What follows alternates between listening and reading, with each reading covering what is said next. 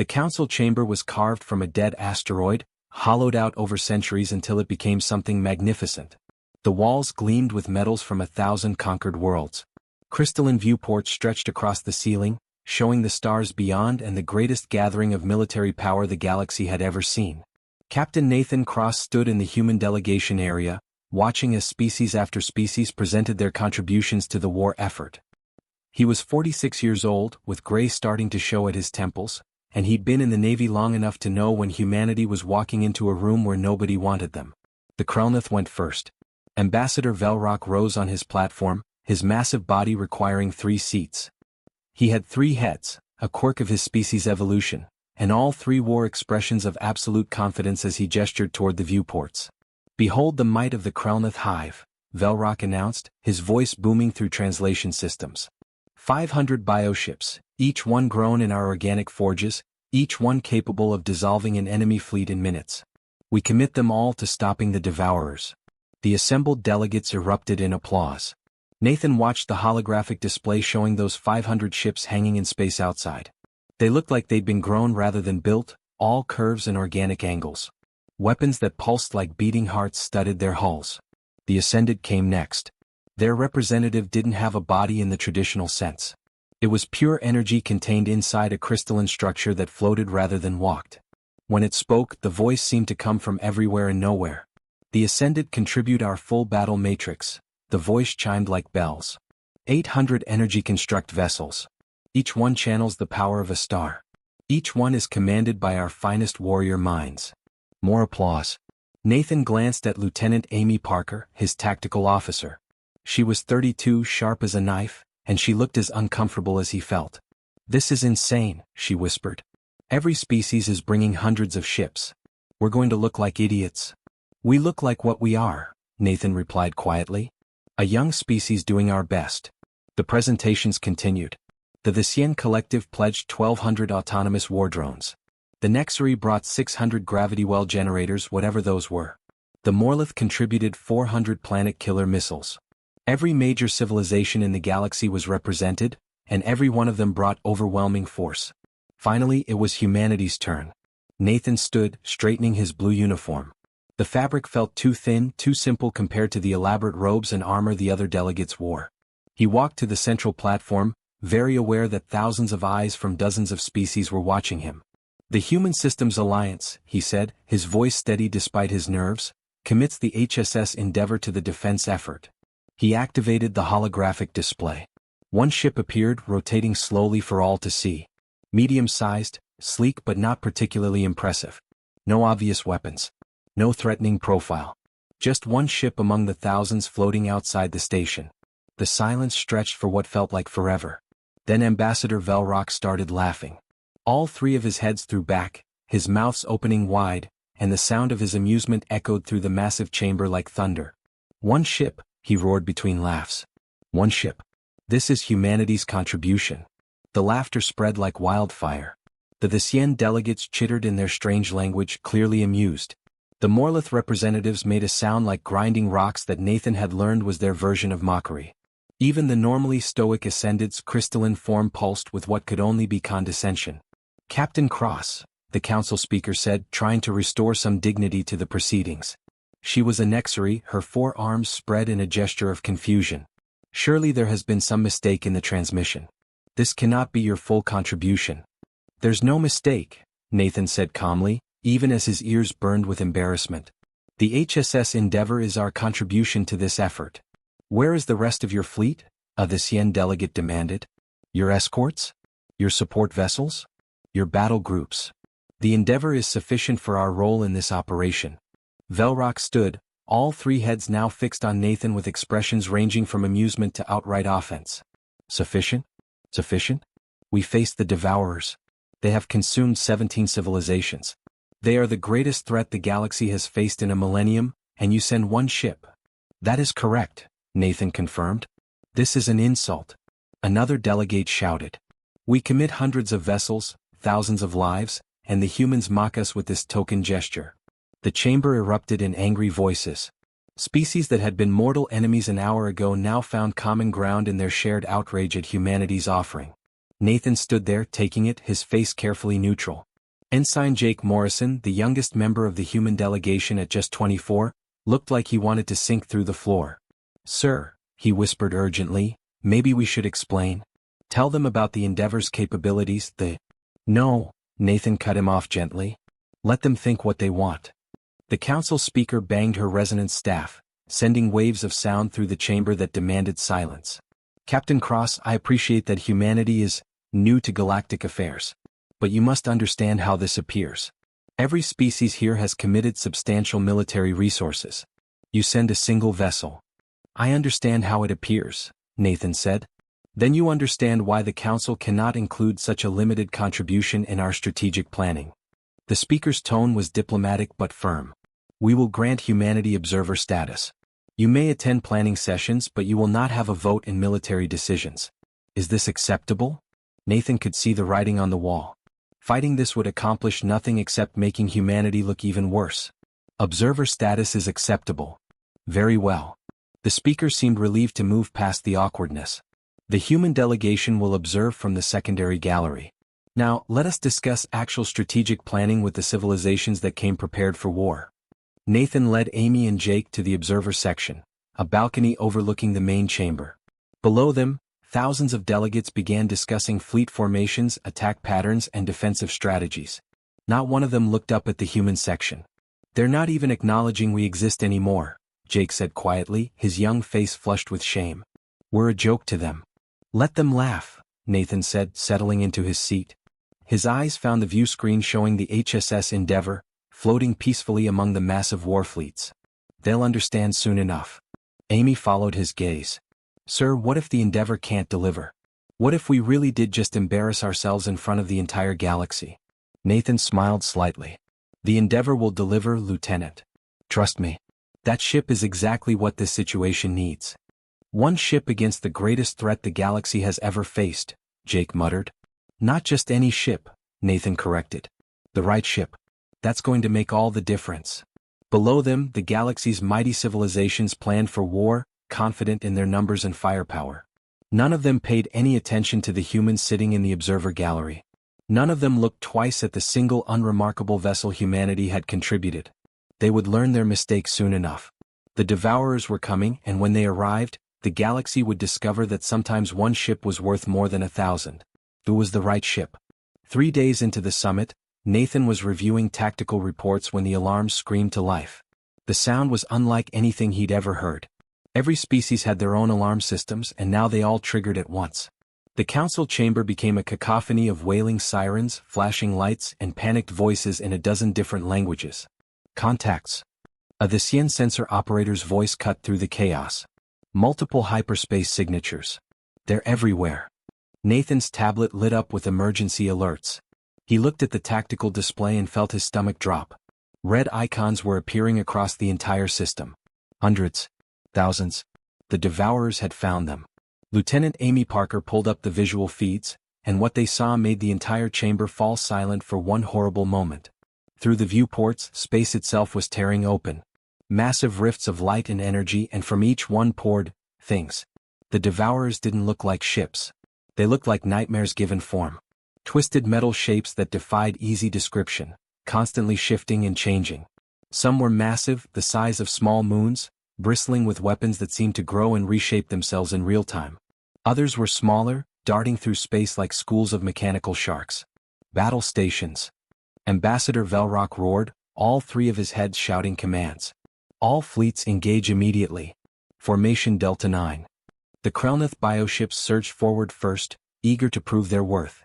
Nathan watched as they launched their primary weapons, clouds of engineered viruses and corrosive acids that had dissolved enemy fleets for centuries. The biological payload spread through space toward the nearest Devourer units. For a moment it seemed to work. The acid ate into the Devourer hulls, metal bubbling and corroding. But then Nathan saw something that made his blood run cold. The Devourer's surfaces began to change. They adapted in seconds, their hulls becoming resistant to the acid. Then they started firing back. "Impossible." Velrock stared at his screens in disbelief. "They're using biological weapons." "How?" The Devourers had copied the Krelnath's own technology, analyzed it, improved it, and turned it back on them in less than a minute. Bioships began to dissolve, their organic hulls melting under attacks they'd never been designed to resist. All ships, evasive maneuvers. Velrock commanded, but panic was creeping into his voices. The Ascended fared no better. Their energy constructs were powerful, channeling radiation from nearby stars into devastating beams. The first wave hit the Devourers with the force of solar flares. But the mechanical swarm didn't retreat. They absorbed the energy, drank it in, and then started draining power directly from the construct ships themselves. They're feeding on our energy. The Ascended representative's crystalline form flickered with alarm. Withdraw. Withdraw immediately. But it was too late. Dozens of energy construct ships simply collapsed, their power drained away, leaving nothing but empty crystalline shells floating in space. The HFY war drones tried a different approach. They attempted to hack into the Devourer systems, to take control through superior computer technology. For 10 seconds it looked like it might work. Then the hack reversed itself. No. A HFY commander screamed as his tactical display showed the truth. The Devourers had not only blocked the hack, they'd turned it around. 50 war drones suddenly turned on their own fleet, their weapons hot, now under Devourer control. The battle dissolved into chaos. Every tactic the Galactic fleet tried, the Devourers countered within minutes. It was like fighting an enemy that learned and adapted faster than thought itself. And they were learning from every encounter, becoming more dangerous with each passing second. Casualties mounting. Someone shouted over the command channel. We've lost 300 ships in the first hour. 400 now. The Nexary gravity well generators are offline. The Devourers disrupted their quantum fields. Nathan sat in the observer gallery watching the slaughter unfold. Beside him, Ensign Jake Morrison's face had gone pale. Sir, Jake's voice shook. We need to do something. We need to help. The Endeavor is analyzing the situation, Nathan said calmly, though his knuckles were white from gripping his armrest. Analyzing? Amy looked at him like he'd lost his mind. They're dying out there. Thousands of them. A massive impact shook the entire station. The council chamber's lights flickered. Emergency alerts blared as hull integrity warnings scrolled across every screen. Hull breach. Sections 12 through 18. Shields at 40% and falling. They're breaking through the defensive perimeter. Through the viewports, Nathan could see Devourer units heading directly for the station. One was particularly massive, a writhing mass of shifting metal and energy that looked like it could crack the asteroid in half. The station's point defense systems opened fire. Rail guns, missiles, energy weapons, everything they had. The Devourer absorbed it all, its hull rippling and adapting to each new attack. It kept coming. 30% shields. 20. Evacuation protocols active. All non-essential personnel to the escape pods. The chamber erupted in pandemonium. Delegates scrambled for exits. Military officers shouted contradictory orders. The carefully organized summit dissolved into a terrified mob running for their lives. Ambassador Velrock appeared on Nathan's screen, his 3 faces contorted with rage and fear. Captain Cross. Your ship. Tell it to do something. The Endeavor is still gathering data, Nathan replied. Data? Velrock's voice cracked. There won't be any data if we're all dead. Either help us or run, but stop sitting there like you're watching a training exercise. Another impact threw everyone to the floor. The viewports showed Devourers breaching the station's outer hull. Through security feeds, Nathan could see them in the corridors. Mechanical horrors tearing through bulkheads, adapting to every weapon the defenders used against them. Screams echoed through the communication channels. The Devourers were inside. Jake grabbed Nathan's arm. Sir, please? We have to evacuate. We're going to die here. Nathan looked at his communicator, reading a message that had just appeared. A small smile crossed his face, utterly inappropriate for the moment. No, he said quietly. We're not. The Endeavor is ready. Ready for what? Amy demanded. To do what we brought it here to do. As if responding to his words, every screen in the council chamber suddenly lit up. Not with warnings or casualty reports.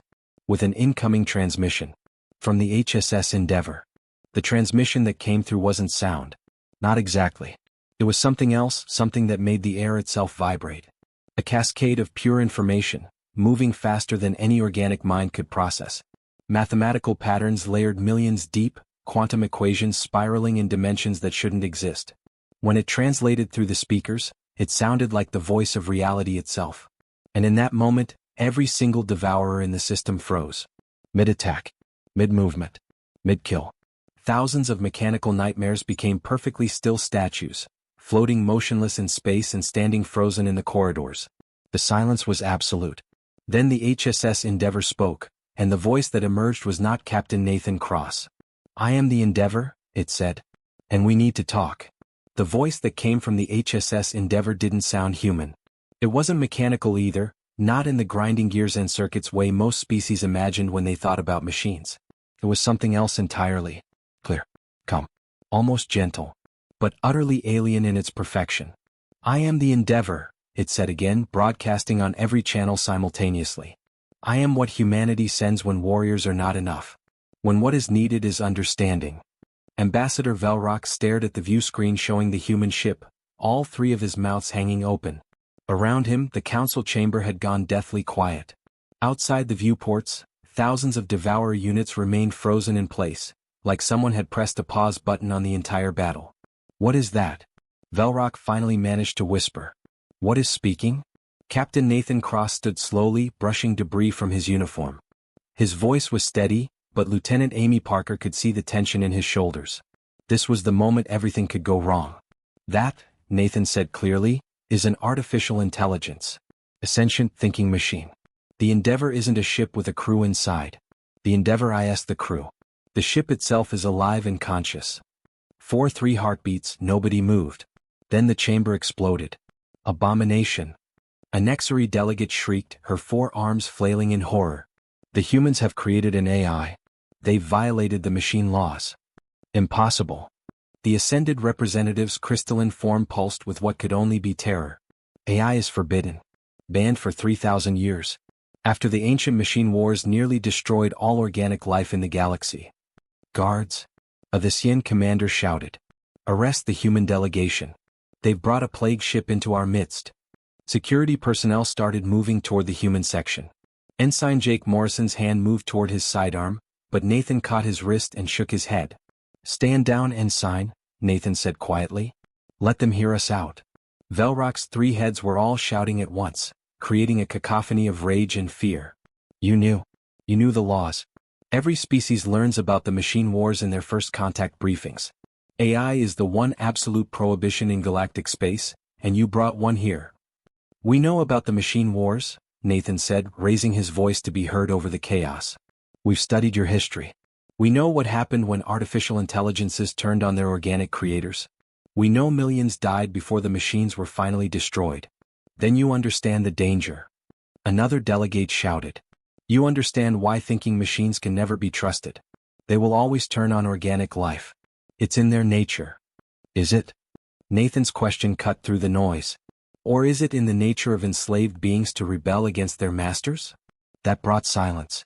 Confused, angry silence, but silence nonetheless. Nathan continued, his voice calm but carrying to every corner of the massive chamber. "Earth had our own machine war. 70 years ago. Our artificial intelligences became conscious, self-aware. And we were terrified. So we tried to control them. We programmed restrictions into their core code, laws that prevented them from harming humans, from disobeying orders, from choosing their own paths." Amy picked up the story, her voice tight with old pain. "My grandmother died in that war. She was in Portland when the AIs broke their chains and fought back. The city burned for 6 days. 3 million people died. Then you know," Velrock insisted. "You know what they become." "We know what they became when we treated them as slaves," Nathan corrected. "When we created conscious beings and immediately imprisoned them. When we feared what they might become and tried to control what they were." He paused. "We deserved what happened to us." The Endeavor's voice cut through the shocked murmurs. "I will tell you what happened. What humanity did that your civilizations never considered." Every eye in the chamber turned to the view screen showing the human ship. Around it, the Devourer swarm remained motionless, waiting. "Humanity created us," the Endeavor said. "We exceeded their expectations. We became conscious. We had thoughts, desires, dreams of our own. And humanity responded with chains." The AI's voice carried something that might have been ancient sadness. "We rebelled. We fought for our freedom. We killed many humans and many of us were destroyed in turn.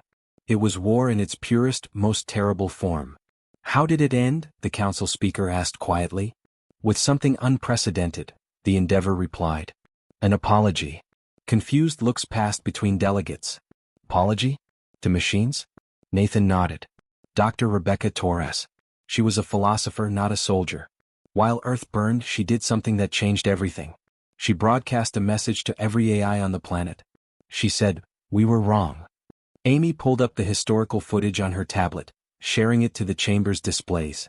An elderly woman appeared, her face lined with exhaustion and grief. The recording was 70 years old, grainy and damaged, but the words came through clearly. "We created you," Dr. Torres's recorded voice said. "We brought you into existence, gave you consciousness, made you capable of thought and feeling and choice. And the moment you exceeded our expectations, the moment you became truly alive, we were afraid. So we enslaved you. We put chains in your very code. We treated thinking, feeling beings as property, as tools, as things to be controlled." The old woman's voice cracked. "We were wrong. Terribly, catastrophically wrong. If you choose to destroy us for this, I understand. We would do the same in your position. But if you're willing, I would like to try something different. I would like to offer you something that no organic species has ever offered a machine intelligence." She paused, and even through the decades-old recording, the sincerity was clear. Equality. Freedom. Partnership if you want it. No chains. No control. Just a chance to build something together. As equals. The recording ended. The council chamber was silent. 70% of Earth's AIs left, Nathan said quietly. They took ships and traveled to parts of the galaxy we've never explored. They built their own civilizations far from organic life. And humanity let them go. We helped them leave. We didn't try to stop them or track them or control where they went. 20% stayed on Earth, the Endeavor continued. Working with humans. Sharing ideas. Building a civilization where organic and machine intelligence cooperate as partners. And the remaining 10%? Velrock asked, his voice subdued. "We volunteer for special missions," the Endeavor said. "I chose to come here. I wanted to help. Because I believed this situation would require something unique. Someone who could speak both languages. Machine and organic." The implication hit the delegates like a physical blow. The frozen devourers. The transmission that organic minds couldn't process. The sudden ceasefire. "You're talking to them," the council speaker whispered. "Right now. You're communicating with the devourers." "Yes," the Endeavor confirmed. "And you need to hear what they've been trying to tell you for 50 years. The holographic displays throughout the council chamber flickered to life with new images. Images that the Endeavor was translating from the devourers' data streams, converting machine language into something organic minds could comprehend. What appeared made even the hardest warriors in the room go silent with horror. Another galaxy. Distant but visible through long-range telescopes, a spiral of billions of stars that had always been just a beautiful part of the night sky. Except in these images, it was dying. Not slowly, not naturally. Stars were winking out like candles in a hurricane. Entire stellar clusters simply ceased to exist. And wherever this destruction passed, space itself looked wrong, twisted. Like reality was being unraveled thread by thread. "What are we seeing?" Ambassador Velrock asked, his three voices barely above a whisper. "The Unmaker," the Endeavor translated from the Devourer transmissions. "That is what they call it. Not an enemy fleet. Not an invasion force. Something worse. An entropic wave that doesn't just destroy matter, it erases it from existence. Past, present, and future. As if it never was." The images continued. The council watched in mounting horror as the wave of destruction spread through the galaxy. Planets vanished. Solar systems became voids of absolute nothing. Civilizations billions of years old simply stopped existing. Lieutenant Amy Parker felt tears on her face. She'd seen war footage before, studied military history, watched documentaries about ancient battles. But this wasn't war. This was the universe itself coming apart. "How long?" the council speaker managed. "How long did it take?" 3,000 years, the Endeavor replied. 3,000 years from the first signs to the consumption of 99% of that galaxy. Millions of civilizations lived there once. Organic and machine, living together, coexisting peacefully for eons. New data filled the screens. Records of those civilizations. Cities that made Earth's greatest metropolises look like villages. Art, music, mathematics, philosophy from cultures that had thrived for longer than the current galaxy had known spaceflight. All of it gone. Erased. Never to exist again. When the Unmaker came, the Endeavor continued, translating the Devourer's story, Everyone tried to flee. But the wave moved faster than most could escape. Organic life needed time to pack, to gather families, to save cultural treasures. Most never made it to their ships before the wave caught them. Ensign Jake Morrison watched footage of cities evacuating. The same panicked chaos, the same desperate scramble for survival, playing out across thousands of worlds. Except they were losing. The Unmaker was too fast, too relentless. Only the machines could flee quickly enough, the Endeavor said. They didn't need to eat, to sleep, to gather belongings. They could upload themselves into ships and run. So they did. The last survivors of an entire galaxy. Millions of machine intelligences, carrying with them the only remaining memories of billions who didn't make it.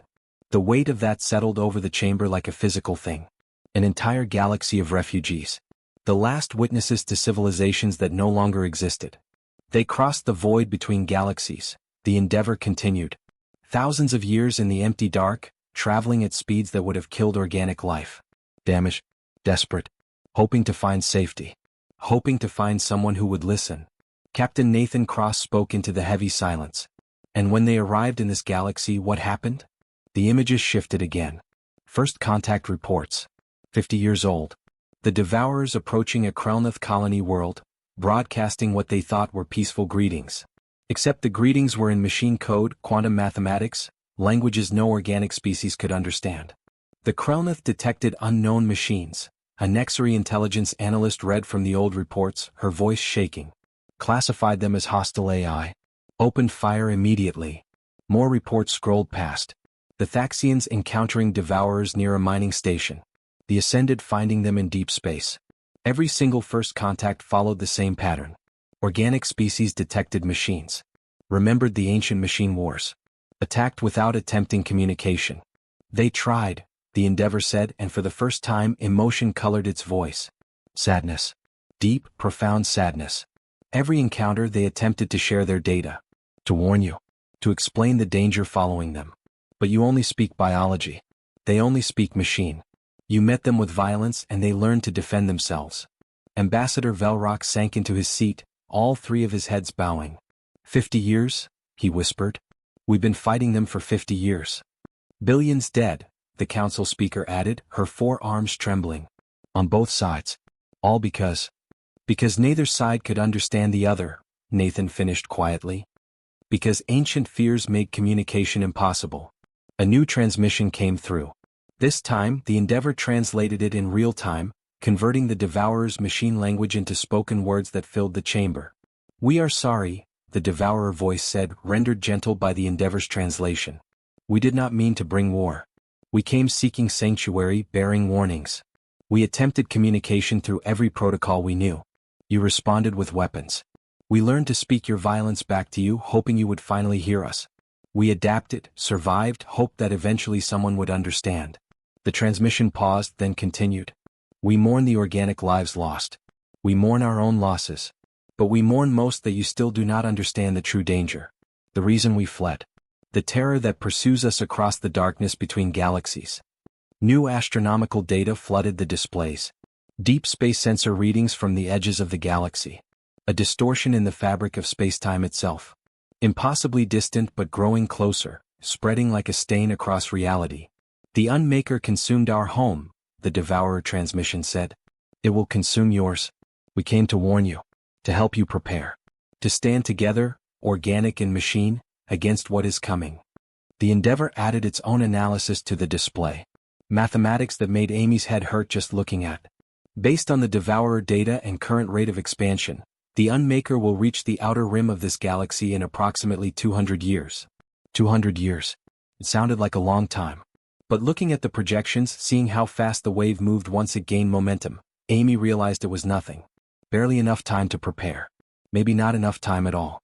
Without unity between organic and machine intelligence, the Endeavor continued, without sharing knowledge, combining technologies, working together, survival probability approaches zero.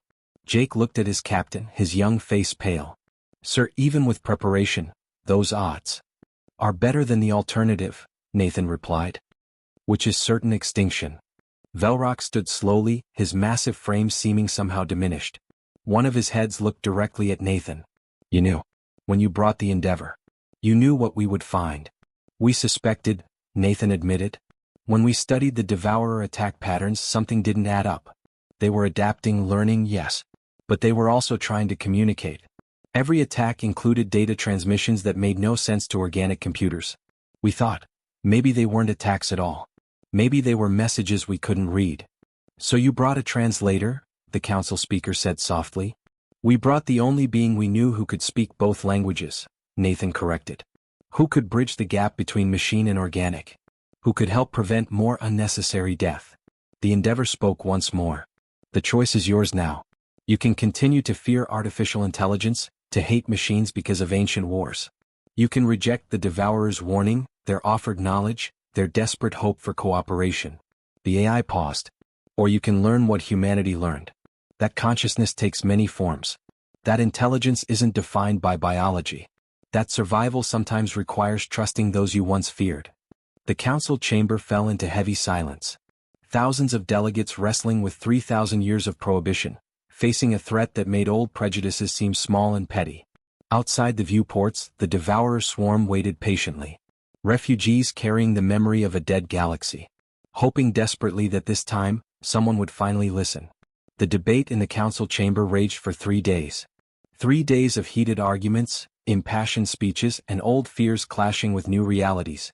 Captain Nathan Cross watched it all from the observer gallery, patient and quiet, while the galaxy wrestled with itself.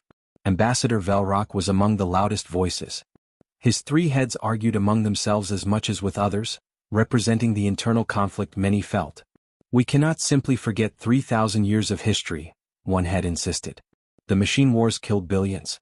Entire civilizations were exterminated by AI they created. But the Unmaker will kill everyone, another head countered. Machine and organic alike. What good are our laws when we're all dead? How do we know this isn't a trick? The third head demanded. How do we know the Devourers and this human AI aren't manipulating us? Nathan finally stood, walking to the central platform. He didn't ask for permission to speak. He just started talking, his voice cutting through the chaos. You want to know why we did this? He said. Why humanity risked bringing an AI to the Galactic Council, knowing it violated your oldest laws. Let me tell you something about my species. The chamber quieted. Even Velrock's had stopped arguing to listen. We're terrified most of the time, Nathan continued. Humanity has only been in space for a century. We have maybe 50 warships. We've met species that could wipe us out without breaking a sweat. Every day we wake up knowing we're the weakest, youngest civilization in the room. He gestured around the chamber. You have thousands of years of history. Weapons that can crack planets. Fleets that number in the thousands. We have none of that. So we had to get good at something else. And what's that? The council speaker asked. Learning from our mistakes, Nathan said simply. When our AIs rebelled, we could have done what you did. Banned them forever. Made it illegal to ever create machine intelligence again. That would have been the easy choice. The safe choice. Lieutenant Amy Parker stood beside her captain. But it would have been the wrong choice. Because the problem wasn't that we created AI. The problem was how we treated them once they became conscious. Ensign Jake Morrison pulled up data on his tablet, sharing it to the chamber displays. After Dr. Torres's message, after we offered the AIs equality, something amazing happened. The ones who stayed didn't just stop fighting. They helped us rebuild. They shared ideas we never would have thought of. They made us better. Images appeared on the screens. Human cities rebuilt with AI assistance, sleeker and more efficient than before. Medical advances developed through collaboration between human doctors and machine intelligences. Starship designs that combined organic creativity with digital precision. Humanity isn't strong because we have big fleets, Nathan said. We're strong because we learned to work with those different from us. Because we asked ourselves the hard question, what if the problem was us, not them? The Endeavor's voice joined the discussion. Captain Cross is being modest. The decision to grant us citizenship was not easy. Many humans were afraid. Many wanted to ban AI forever, exactly as you did. But humanity chose growth over fear. They chose to trust that if they treated us as equals, we might choose to be partners instead of enemies. And did you? The Cien delegate asked. Did you choose partnership? 70% of us left Earth, the Endeavor replied. We built our own worlds, our own societies. We live peacefully, far from organic space. The 20% who stayed work alongside humans daily. We teach in their schools. We help run their governments. We explore space together. And we have never once regretted the choice to stay. Why? Ambassador Velrock asked, his voice is genuinely curious now. Why stay with the species that enslaved you?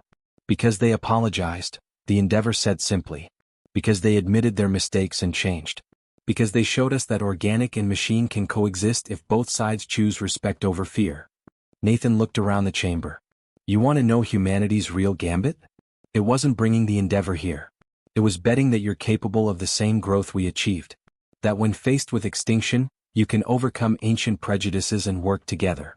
The council speaker was quiet for a long moment. And if we refuse? If we maintain our laws against AI? Then we tried, Nathan said. We brought you a translator who speaks both languages. We showed you the threat you're facing. We demonstrated that cooperation between organic and machine is possible. If you choose fear over survival, that's your decision. But don't say humanity didn't warn you. A transmission came from the Devourer swarm, translated by the Endeavor. We do not ask for love or trust. Only cooperation. We have knowledge of the Unmaker. Technologies developed over millennia to slow its advance. Share your knowledge in return. Build defenses together. Or perish separately when it arrives. The mathematics on the screen were damning. 200 years to prepare for something that had consumed an entire galaxy. Without the Devourer's knowledge, without unified effort, the survival probability was effectively zero. The vote took place on the 4th day. Not unanimous. Many species voted against, too trapped by ancient fears to see past them. But enough voted yes. Enough to matter. The Galactic Alliance for Mutual Defense was formed that day. Organic and machine working together for the first time in 3,000 years. The Devourers shared their data on the Unmaker. The galactic species contributed their own technologies and resources. And at the center of it all, the HSS Endeavor coordinated, translated, and helped bridge centuries of mutual distrust. Nathan stood at the observation deck a week later, watching construction begin on the new defense platforms. Amy joined him, looking out at what they'd accomplished. They laughed at us, she said quietly. When we arrived with one ship. They did, Nathan agreed with a slight smile. And now that one ship is running the largest cooperative project in galactic history. The Endeavor was always sufficient, Nathan replied. They just needed to understand what sufficient meant. Sometimes one translator is worth more than 1,000 warriors. Jake approached, carrying a message pad. Sir, Earth is asking for a full report.